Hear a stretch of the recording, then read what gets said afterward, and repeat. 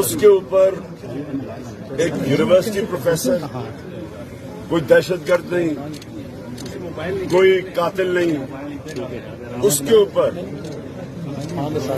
ہر قسم کا تشدد کیا جاتا ہے، جس کو جیل سپرنٹینڈنٹ کوالیفائی کرتا ہے کہ ٹارچر ہوا.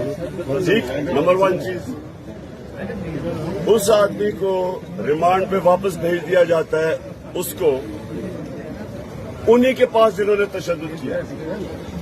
اس کے اوپر اگر وہ کوئی یہ کہتا ہے کہ میں قانونی کارروائی کروں گا ان لوگوں کے اوپر جنہوں نے تشدد کے باوجود اس کو ریمانڈ پہ بھیج دیا، اگر یہ دہشت گردی ہے تو کسی کو بھی آپ دہشت گرد بنا سکتے ہیں.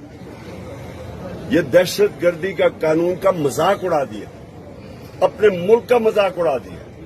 ساری دنیا کے اندر یہ فرنٹ پیج کے اوپر آیا ہے کہ عمران خان کو دہشت گردی پہ کس چیز پہ پکڑا ہے، کس چیز پہ دفعہ لگائی ہے. کسٹوڈیل ٹارچر کے اوپر قانونی کارروائی، وہ کہہ رہے قانونی کارروائی کریں گے، اس کے اوپر انہوں نے دہشت گردی کی لگائی ہے اس گورنمنٹ نے.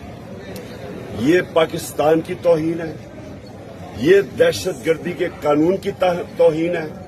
اور سب سے جو مجھے تکلیف ہے کہ کسٹوڈیل ٹارچر پیچھے رہ گئی ہے، جو ساری دنیا میں کنڈیم کرتے ہیں کہ جیل کے اندر ڈال کے کسی کو صرف تشدد ہی نہ کرو، اس کے اوپر اس کے جنسی تشدد کرے.